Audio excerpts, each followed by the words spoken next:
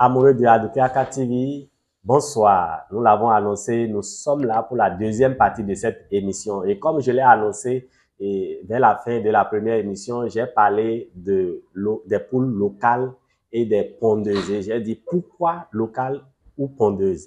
Et sans trop tarder, mes invités sont toujours là. Monsieur Carlos est là avec moi, Monsieur Roland et Monsieur Romain sont toujours là avec moi. Sans trop tarder, je vais les donner la parole un à un. J'étais en train de faire une interview à un monsieur qui est dans l'élevage des pondeuses, mais écoutant parler ce monsieur, j'ai failli pleurer. J'ai eu du mal pour ce monsieur-là qui a perdu beaucoup d'argent. Il a investi des millions, je dis bien des millions et des millions qu'il a perdu. Pourquoi? Parce qu'il ne maîtrisait pas. Et il est dans les pondeuses, il ne maîtrise pas les pondeuses. Et M. Romain l'a dit dans notre interview, il a bien dit, il a dit la formation en toute chose, c'est très, très capital. Maintenant, pour nous, les demeurants, pour ceux-là qui veulent commencer quelque part, qui veulent se lancer dans l'élevage, est-ce qu'il est important, il est nécessaire d'aller directement avec les pondeuses ou bien les locales? Donc, mes experts sont là, ils vont répondre à cette question-là et ils vont donner des apports de solutions et comment faire pour la bonne marche de l'élevage. Et une fois encore, merci et restez câblés avec nous. Monsieur et Carlos, je sais que vous êtes dans l'élevage des volailles et je sais que vous avez une expérience sur ça. Que pensez-vous des pondeuses et des locales? Est-ce qu'il faut nécessairement commencer par les pondeuses ou bien il faut commencer directement avec les locales? Merci, monsieur, pour la question.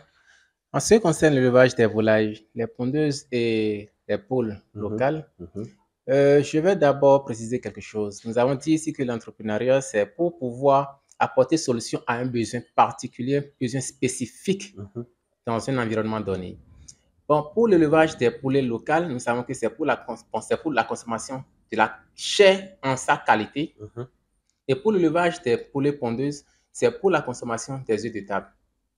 Donc, si nous devons fournir des poulets je vais dire local pour la qualité de leur chair, il fallait que nous investissions dans l'élevage des poulets locaux. Mais si dans l'environnement dans lequel nous nous situons, le besoin est en ce qui concerne cet environnement, les œufs de table, nous allons opter pour les poulets pondeuses. Quitte à penser à la formation de base, comme l'a dit M. Romain. Ça dépend de la formation que nous avons eu à faire et ça dépend de l'expérience que nous avons eue. En ce qui concerne les poulets pondeuses, ça, je tiens à le souligner, il faut vraiment être formé et il faut avoir de l'expérience avant de se lancer. Il ne suffit pas d'avoir suivre quelques vidéos sur YouTube et de se lancer dans les pondeuses. C'est quelque chose qui est vraiment, vraiment, vraiment spécifique de ce côté. Maintenant, pour les poulets locaux, comme nous avons l'habitude de le dire, ça, c'est pratiquement, permettez-moi le terme, héréditaire. C'est pratiquement héréditaire. Nous observons nos parents l'ont fait, nous ont transmis cela. C'est comme un héritage qu'on a reçu et tout le monde pratiquement le fait. Tu vas dans les concessions, tu vois les locales qui se promènent. Et cet élevage se fait de manière artisanale. Donc, de ce côté aussi, celui qui a reçu une bonne formation peut faire l'élevage des poulets locaux, mais de manière professionnelle pour pouvoir hausser la rentabilité. Là où celui qui fait de manière artisanale est en train d'avoir 100 poussins, lui peut aller jusqu'à 1000, 2000, voire 3000 poussins pour pouvoir rentabiliser cela. Donc, ce qui concerne les poulets locaux, c'est ce que j'en ai à dire. Et pour les poulets pondeuses, c'est vraiment professionnel. C'est du professionnalisme. Cela ne se fait pas de manière traditionnelle. Il faut être formé il faut rester quelque part, avoir la main avant de s'y investir. Sinon, vous n'aurez que vos yeux pour pleurer. Merci. Merci beaucoup, Monsieur Carlos. Merci beaucoup. Monsieur Carlos l'a bien dit. Monsieur Carlos vient de le dire. Il a bien dit. Il a dit, l'entrepreneuriat, c'est pourquoi? C'est pour satisfaire un besoin. Et il a bien expliqué, quand il s'agit des pondeuses, pourquoi on doit faire les pondeuses. Et quand il s'agit des locales, pourquoi il faut aller avec les locales. Merci beaucoup et je pense que nos auditeurs, nos téléspectateurs ont bien compris, ils ont appris quelque chose de ce que vous avez partagé. Sans trop tarder, je vais passer la parole à Monsieur Roland. Monsieur Roland, si je viens aujourd'hui en tant qu'un citoyen lambda, une personne qui n'a jamais d'expérience dans l'élevage, je n'ai jamais eu d'expérience dans l'élevage, mais je veux me lancer dans l'élevage, Monsieur Roland. Donc, je veux le faire, ça me plaît, je suis passionné de l'élevage. Maintenant, je viens vous voir en tant que professionnel dans le domaine. J'ai dit, Monsieur Roland, je veux me lancer dans l'élevage. Qu'est-ce que vous pouvez me conseiller? Est-ce qu'il faut aller directement avec les pondeuses, même avec la formation ou sans la formation pour un débutant? Est-ce que je peux aller directement dans les pondeuses ou bien je commence d'abord avec les locales et si ça marche, je peux me lancer dans les pondeuses? Qu'est-ce que vous allez me conseiller, monsieur Roland? Ok, merci beaucoup pour la question. Et en réalité, que ce soit les pondeuses ou les locales, en réalité, il faut d'abord une formation. Une formation. Une formation parce peu importe. Parce que si nous parlons des poulets locales, c'est parce que nous laissons les poulets locales errer à la maison. Sans manger, sans suivi, on voit que c'est facile. En réalité, ce n'est pas facile aussi. Mais au niveau des pondeuses, il faut vraiment un plan de prophylaxie qu'il faut suivre à la lettre. Il faut vraiment un plan de prophylaxie qu'il faut suivre à la lettre. Parce que parfois, comme je viens de le dire, tu vas à la pharmacie vétérinaire pour acheter un vaccin, on dit qu'il n'y en a pas. Alors qu'il faut vraiment suivre à la lettre, comme je viens de dire. Si tu devais faire la vaccination demain et qu'on dit qu'il n'y en a pas, ça revient dans 3 jours. Bizarrement, tu vas faire, tes poussins vont mourir. Donc, ce qui fait que même on voit que les pondeuses sont rentables en matière d'œufs, ce n'est pas aussi vrai. Nos poules locales que nous laissons à la maison errer, si on les encadre, on les donne bien à manger, on les donne les soins qu'on donne aux pondeuses, nous aurons vraiment les œufs que nous voulons. Mais la différence, c'est que les œufs ne seront pas grosses comme les œufs des pondeuses. Mais aussi, nous n'aurons pas la quantité des poussins locaux que nous voulons. Au niveau des pondeuses, tu peux demander 10 000 poussins tout à l'heure, ils vont te fournir. Mais au niveau des locales, on ne pourra pas te fournir ces poussins. Donc, c'est la différence. Maintenant, on élève les poussins locaux, sinon les poulets locaux, pour la chair. Généralement, c'est pour la chair. Et il n'y a pas un suivi. Il n'y a pas un suivi. Même de l'eau, le déparasitant, généralement, personne ne donne. Alors qu'au niveau des pondeuses, il faut le déparasitage, forcément, chaque 1 mois. Et si vous voulez, il faut vraiment respecter les vaccinations, les plans de prophylaxie et les médicaments. Aussi la provence. Il faut faire vraiment une bonne provence. Si vous fabriquez, bien sûr, il faut avoir un bon, comment on appelle, une bonne formule. Une très bonne formule pour avoir les œufs de qualité. Et aussi, le coquille d'œuf sera correct. Si vous n'avez pas une bonne formule, le coquille d'œuf sera peut-être blanc et les gens ne vont pas acheter. Soit le taux de ponte sera vraiment à la baisse. Vous ne pouvez pas rentabiliser. Donc, comme ça, ça ne peut pas aller. Donc, en réalité, que ce soit les pondeuses ou les locales, il faut d'abord une formation. Il faut une formation de base pour savoir tel jour il faut déparasiter, tel jour il faut faire la vaccination, tel jour il faut donner tel médicament. Par rapport à la vaccination, par rapport au déparasiter, la vaccination et consort. Et vous, par exemple, quand vous étiez en train de parler, vous avez donné l'exemple que souvent, vous voulez déparasiter vos animaux ou bien vos volailles et vous allez dans les pharmacies et là, vous ne trouvez pas. Mais là, vous avez bien dit, vous venez de le dire encore que si tu ne le fais pas dans 3 jours, peut-être tu dois le faire aujourd'hui, tu ne le fais pas dans 3 jours, l'animal meurt. Mais dans le même temps, là où je vais en venir, c'est où? Dans le même temps, il y a des gens qui sont dans ce pays et qui ont jusqu'à 5 000, 10 000. Mais nous sommes dans le même pays, nous sommes dans la même ville. Comment ces gens-là arrivent à déparasiter ou bien à vacciner leurs produits? Très bien. Et aussi, dans l'autre phase, on avait parlé des moyens. Des moyens, oui. Si tu as des moyens, tu vois le docteur vétérinaire, négocie toutes les vaccinations que tu dois faire dans le mois. Tu achètes déjà, il te garde les vaccins. Tu n'as pas besoin de venir. Tu viens déjà, on te sait ce qu'il faut. Mais si toi, tu dois aller vendre 2 plateaux d'œufs avant de trouver la de vaccination, ça ne marchera pas. Donc, en toute chose, il faut aussi les moyens. Il faut les moyens. Tu n'as pas de moyens, tu ne peux pas réussir. Donc, si, Monsieur Roland, excusez-moi beaucoup, je suis en train de garder Monsieur Roland. Mais Monsieur Roland, dites à nos téléspectateurs, si quelqu'un veut se lancer maintenant dans les pondeuses, pour un débutant, il faut combien, par exemple, de capital dans les pondeuses? Pour commencer peut-être avec 500 ou bien 1000 pondeuses. Pour un débutant. Et pour un débutant, si la personne n'est pas forte, je vous en prie, commencez avec 50 d'abord. Il dit, pour un débutant qui veut se lancer dans les pondeuses, avec formation bien sûr, sans formation, il ne faut même pas essayer, ce n'est pas la peine. Mais avec formation, pour un débutant qui veut se lancer dans les pondeuses, au moins, lui propose, même quand tu es bien formé, il faut commencer d'abord avec 50. Parce que pourquoi? Si tu commences avec un bon nombre, déjà à 2 mois, tu seras à bout de souffle si tu n'as pas les moyens. il faut que les animaux mangent. Si elles ne mangent pas, elles ne vont pas grandir pour commencer la ponte.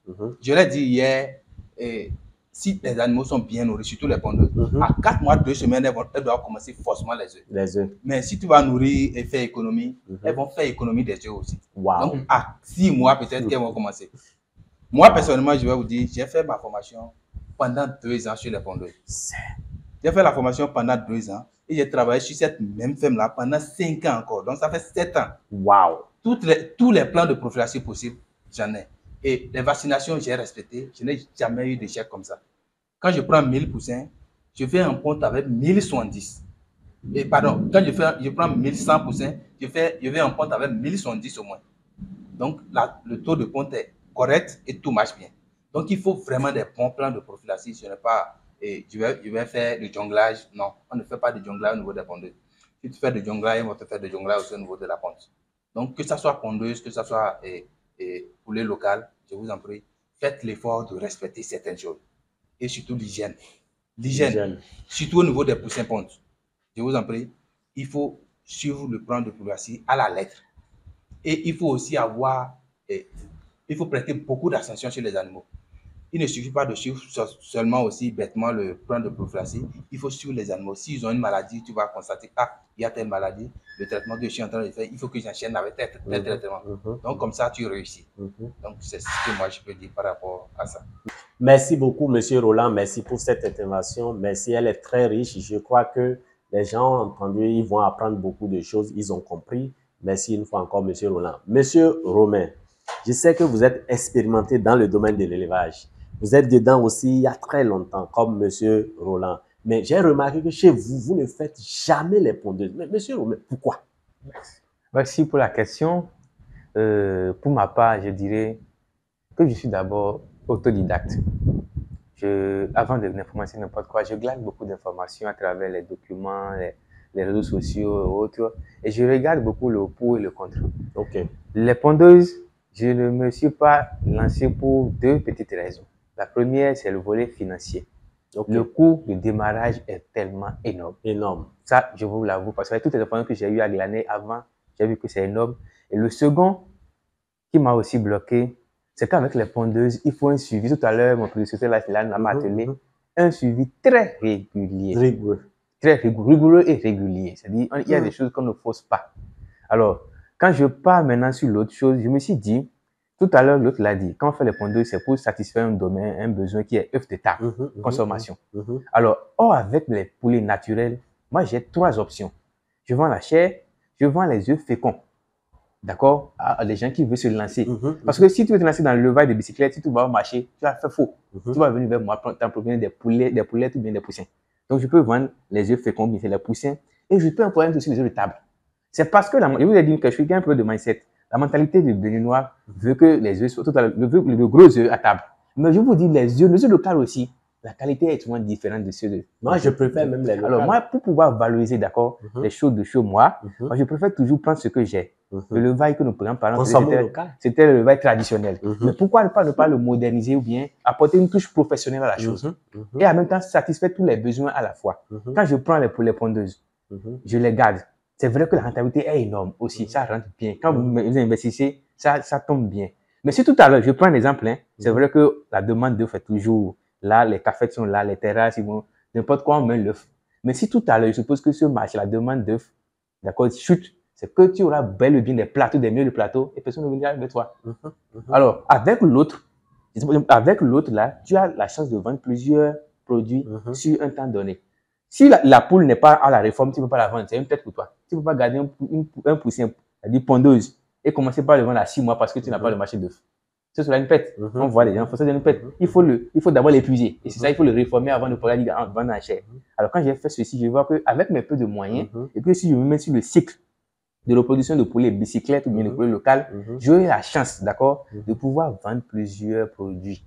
Et ce qui est même beau, de pouvoir vendre plusieurs produits à la fois, pas seulement offrir, répondre à un seul besoin spécifique. C'est pour cela que personnellement aussi, je ne me suis pas lancé dedans. Et pour renchérir aussi, moi je vais dire que le choix est relatif. Tout à l'heure, quelqu'un l'a dit, mon professeur l'a dit, M. Carlos l'a dit, le choix est relatif. À quel besoin tu veux répondre? Dans ton milieu où tu es, quel est le besoin qui est vraiment là, auquel tu vas répondre et pouvoir te faire une plus-value en termes de rentabilité. C'est d'abord ça qui est aussi important. C'est d'abord ça qui est aussi important. Merci.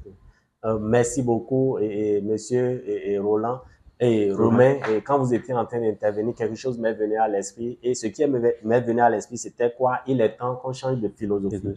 Il est temps qu'on comprenne que c'est très important pour nous de consommer local. Parce que ce que nous produisons chez nous, si nous décidons de les consommer, ça veut dire que la santé y est. Nous aurons la bonne santé. C'est pas une manière aussi de faire contre-promotion pour publicité. Faire contre-promotion des autres. Non. Mais c'est pour dire, parce que nous avons remarqué que chez nous, les gens préfèrent quand tu vas quelque part, et même dans tout ce que nous mangeons, même que ça soit le riz, que ça soit tout ce que nous consommons, quand tu vas, on va te dire que, mais quand bien même c'est cher, on préfère ça. On va dire que non, ça vient de là-bas, on préfère ceci, alors que c'est une maladie d'une manière à une autre. Alors que chez nous, on a bien produit ça chez nous. Tu as vu la chose, on a planté ça, c'est fait. Tu as vu, c'est les locales, on a produit ça, mais on préfère ce qui est gros. Alors que ce qui est gros, c'est la maladie, c'est la souffrance, c'est la peine. Après, on va commencer par aller dans les hôpitaux. Il est temps qu'on change cette mentalité-là. En Afrique, il est temps qu'on comprenne que c'est très important de produire chez nous, de transformer chez nous et de consommer chez nous. Non seulement pour notre bonne santé, et aussi pour favoriser la vie à ces gens-là qui font un grand boulot pour satisfaire la population locale. Une fois encore, merci beaucoup, Monsieur Roland. Merci beaucoup, Monsieur Romain. Et rapidement, Monsieur Roland veut compléter quelque chose. Je vais lui passer la parole. Et pour ajouter quelque chose à ce que Romain vient de dire, vous voyez aussi, au niveau des œufs, des pondeuses, il y a un problème. Nous sommes au nord. Et quand les temps de carême viennent, moi, je me rappelle où j'avais travaillé, tu vas aller jusqu'à 300 plateaux, voire 500 plateaux, le seul mois de carême. Wow. Parce que les musulmans ne mangent plus, excusez-moi pour le terme, ne mangent plus dehors ou ne font plus dans les cafés. Les œufs sont là stockés. Tu ne trouves pas à qui vendre. Ça va se gâter. Alors que si tu as des œufs, comme il vient de dire, tu vas incuber tes choses, sortir les poussins libérés. Mais au niveau des pondeuses, il y a encore un souci. Ceux qui n'acceptent pas les vaccinations, les plans de prophylaxie et autres, sur nos médicaments, il y a un délai d'attente. Il y a un délai d'attente. Et l'éleveur qui voit ces animaux malades ne peut pas attendre ce délai d'attente. Il est obligé de mettre le médicament. Excusez-moi, il est obligé de mettre le médicament pour sauver ces animaux. Et voilà qu'il a mis les médicaments, il n'a pas l'argent pour aller acheter à manger à ces animaux. Il est obligé de prendre ses œufs encore pour mettre sur le marché. Ce qui fait que les antibiotiques dans nos corps, parfois, nous rendent encore plus malades. Donc, je vous en prie, il faut qu'on contrôle ce que nous mangeons. C'est très important. Manger dehors et manger de n'importe quoi, je vous en prie, contrôlons ce que nous mangeons. C'est très important. Merci beaucoup, Monsieur Roland. Merci encore pour cette intervention. Vous avez bien entendu avec moi, vous avez compris, il a tout dit. Et vous êtes là, c'est le moment de prendre des décisions pour vos propres santé, parce que nous ne voulons pas rester là et tomber malade tout le temps. Ça ne nous arrange pas. Et les solutions sont là, chez nous. Les solutions sont là chez nous. Donc, il est temps que nous prenions en considération tout ceci. Une fois encore, merci beaucoup. Et Monsieur Carlos, nous sommes en train d'aller à la fin de cette émission. Et votre mot de fin, que ce soit à l'égard de la population, à l'égard de nos autorités compétentes, sur l'entrepreneuriat, votre mot de fin, s'il vous plaît. Merci, monsieur. Comme mot de fin, moi, j'aimerais inviter toute la population béninoise à pouvoir consommer local. Parce qu'en matière de qualité, comme mes présidents l'ont dit, si nous prenons les œufs de table qui proviennent des pondeuses, par exemple, la qualité des nutriments ne sont pas pareils qu'avec les œufs produits par des poules locales. Il y a une nette différence. L'exemple, vous pouvez prendre les œufs des poules locales, vous faites cuire cela, vous faites bouillir, vous coupez ça, vous allez voir que le jaune d'œuf est bien jaune. Alors quand nous prenons les œufs des poules pondeuses, il n'y a pas de jaune, il y a du blanc, oui. Le jaune est pratiquement blanc ou beige. Donc ça montre déjà la différence de qualité au niveau de la production des œufs. Parlant de la chair, je ne vous apprends rien, vous connaissez la qualité de la qualité de la chair de la poule locale et des pondeuses reformées. Ok, mon mot envers le gouvernement, comme l'a dit quelqu'un, quand il reste à faire, rien n'est fait. Je sais que le gouvernement fournit beaucoup d'efforts pour soutenir et conduire ceux-là qui sont les artisans à divers niveaux, mais ceux qui sont encore à la base restent encore espérer, reste encore dans l'espérance de recevoir de tels soutiens. Donc, j'invite nos autorités compétentes à pouvoir se mouiller encore le maillot pour pouvoir subvenir aux besoins de ceux-là qui sont encore au reste, si je peux m'exprimer. Merci. Merci beaucoup, Monsieur Carlos. Monsieur Roland, votre mot de fin, s'il vous plaît. Bon, mon mot de fin, c'est pour demander au gouvernement de vraiment aider nos frères qui sont dans les lycées techniques, de vraiment les faire un effort pour qu'ils aient vraiment une bonne formation.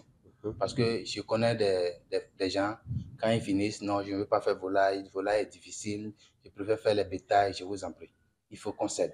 Il faut que nos frères et le gouvernement, que le gouvernement aide nos frères à connaître vraiment le travail qu'ils sont allés apprendre là-bas. Sinon, il ne faut pas qu'on les mette juste dans les salles pour les faire écrire. Non, il faut les amener à maîtriser la chose. Il faut vraiment les amener sur le terrain. Et il faut qu'ils fassent vraiment des stages sur de bons endroits. C'est ce que je vais dire. Et ensuite de cela, je vais donner une astuce. Excusez-moi pour ça. Je vais donner une astuce par rapport aux œufs de caille. Les œufs de caille, voilà. En réalité, il n'est pas conseillé à une femme qui est en état de manger les œufs. Mais il est conseillé à une femme qui est en état de manger les œufs de caille. Parce que quand tu manges les œufs de caille, non seulement tu ne tombes pas vite malade, l'enfant que tu mets au monde est super intelligent et ne tombe pas malade. Ça, je vous assure. Vous l'avez bien entendu, hein? Merci beaucoup. Merci beaucoup, monsieur Roland. Merci beaucoup. Monsieur Romain, votre mot de fin, s'il vous plaît. Merci beaucoup pour mon mot de fin. Je ne vais pas tomber dans les circonlocutions parce que mes prédécesseurs l'ont déjà dit. J'exhorte beaucoup plus nos autorités à travailler la formation sur le terrain. C'est très important parce qu'on constate que la formation est beaucoup plus dans les 4 murs. Il faut qu'on sorte et qu'on extériorise cette formation sur le terrain. Ça permettra, parce que moi j'ai fait une expérience où je vous ai déjà reçu une formation classique, mais je me suis mis dans quelque chose de professionnel. Mais ces élèves des lycées ne viennent pas expérimenter quand ils finissent. Quand ils finissent, ils ne savent pas si le mal se trouve quelque part où ils ne viennent pas expérimenter comme nous autres. Donc ça veut dire qu'il y a un problème à ce niveau. Ils ne veulent pas venir sur le terrain. Ils préfèrent être employés pour quelqu'un sur le terrain, même pas à son propre compte. C'est le constat que moi personnellement j'ai fait. Donc c'est là j'exhorte. Et j'exhorte aussi toi jeune qui me regarde et tu es dans le doute, tu dis non, c'est difficile, je n'ai pas les moyens. L'entrepreneuriat, c'est question de ça commence dans la tête. D'accord? Et on commence toujours avec les moyens de bord. Il ne faut pas attendre de gros moyens pour te lancer. Fixe-toi un objectif, demande-toi ce que tu as qui pourra t'accompagner à atteindre ces objectifs. Regarde le besoin qui est autour de toi. Tu as la capacité. D'accord? Il y a forcément un besoin autour de toi. Et tu as forcément un moyen que tu peux mettre à ta disposition et satisfaire tant soit peu ce besoin dans tous les domaines. Alors, ne reste plus les bras croisés pour attendre les demandes d'emploi, les jalonneurs, mais commence par déjà te lever et voir déjà à quel besoin tu peux répondre. C'est déjà ça l'entrepreneuriat, c'est une question d'esprit. C'est un état d'esprit. Il faut déjà commencer avec ce que tu as comme moyen et on va pas à pas. Moi, j'ai fait plusieurs échecs. Ça, il faut l'avouer, là, ce n'est pas trop facile. Ça va te demander des privations, des douleurs, des moments de douleur. Tu auras envie de lâcher prise. Mais je vous dis que c'est en ce moment même que tu auras encore un pouce si tu veux vraiment tenir à aller. Parce que quand tu regardes l'objectif, tu vois qu'il reste à faire, ça te réveille. Donc, pour tous ceux qui ont commencé et ont laissé aussi, moi, je vais adresser, d'accord, un mot à l'un pour dire non, ce n'était pas le moment de laisser. Le but était d'approche, c'est juste qu'il fallait revoir ou bien il fallait corriger certaines erreurs. L'échec, il y en a, c'est le chemin n'est pas chemin de ronge, mais c'est la manière de les surmonter qui fait qu'on arrive toujours au bout. Et ce qu'on veut tous, c'est quoi? C'est de pouvoir faire c'est-à-dire d'être bien, de vivre bien et d'être aussi indépendant. L'entrepreneuriat te rend indépendant, c'est très important. J'ai dit ça à l'entame que le temps que l'entrepreneur te donne, ça te permet de faire ce que tu veux, mais dans un but très précis. Ton temps est à toi et tu le disposes comme il faut. Alors, j'exhorte chacun de nous à nous lancer dans l'entrepreneuriat et aussi à nous cultiver. On ne finit jamais d'apprendre. Aujourd'hui, nous avons une plage de beaucoup de choses. Sur tous les réseaux sociaux, on peut beaucoup nous cultiver du bon côté. C'est ça. Surtout, c'est pas forcément parce que je ne suis pas passionné de ce domaine que je ne veux pas aller là-bas. Peut-être que c'est pas ce domaine que du domaine, d'accord, tu pourras être celui que tu veux être. Donc, c'est sur tous les domaines, il faut aller apprendre. Il ne faut pas choisir, il faut dire c'est ma passion. On n'entreprend pas sa passion seulement, non. Tu peux entreprendre dans ta passion, mais tu ne vas pas trouver le marché. Or, l'entrepreneuriat, c'est pour faire une plus-value, j'ai toujours dit ça, pour l'économie du pays et pour toi-même. Merci. Professeur, merci beaucoup. Je pense qu'il a tout dit, hein. Vous l'avez bien entendu. Il est temps qu'on change de mentalité. Il est temps qu'on comprenne. à faire des fois, tu es là, tu es assis, on vient, on te voit, on dit, je cherche boulot. Alors que tu as boulot devant toi. Tu as boulot avec toi-même debout là, tu as boulot. Mais c'est toi qui cherches boulot. Il est temps qu'on change cette mentalité-là. Nous avons les terres. Il y a beaucoup de nos frères qui ont quitté les villages pour aller rester dans des villes et ils sont en train de souffrir. Ils dorment même sous des ponts. Alors que chez eux, il y a la terre. Même avec une petite roue, ils pouvaient commencer quelque chose. Et vous l'avez, j'ai interviewé un monsieur ce soir qui a dit qu'il a commencé avec une petite roue, un coupe-coupe. Mais aujourd'hui, il arrive à nourrir sa petite famille. Mais pourquoi pas nous? Pourquoi pas vous? Donc, je pense que monsieur le professeur l'a dit. Vous avez entendu monsieur le professeur parler. Vous avez entendu monsieur Roland parler. Vous avez entendu aussi monsieur Carlos parler. Et moi-même, je finis, j'ai dit, pour résumer tout ce qui a été dit ici ce soir, pour entreprendre, c'est très important. Il faut entreprendre, mais il faut nécessairement se faire former. C'est très, très capital. Une chose est d'entreprendre, mais l'autre chose est de se faire former pour savoir ce que tu veux faire. Et maintenant, pour ceux-là qui commencent quelque part et qui démissionnent en cours de route, il a dit non, ce n'était pas le moment de le faire. Ce n'était pas le moment de démissionner. Tu pouvais tenir, tu pouvais continuer. Tu devais avoir la résilience, et le courage et la détermination pour arriver jusqu'au bout. Ceux-là, aujourd'hui, qui ont réussi, qui sont devenus des multimillionnaires, ils n'ont pas commencé à démissionner.